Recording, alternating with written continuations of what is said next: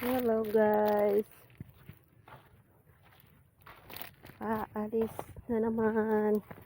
Kukunin ko lang yung bituka sa dun sa dati kong boss, bituka ng isda panghalo sa pagkain ng aso.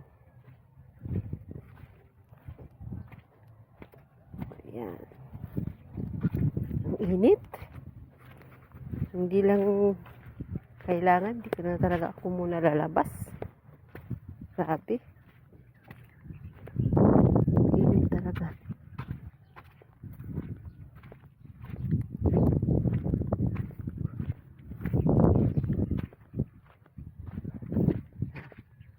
Ganda pang naglakad ng tanghaling tapat na.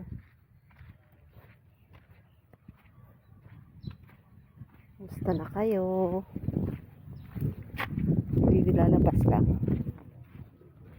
Bibili. Ay! Hindi ko nadala yung wallet ko. Bibili sana akong ulam.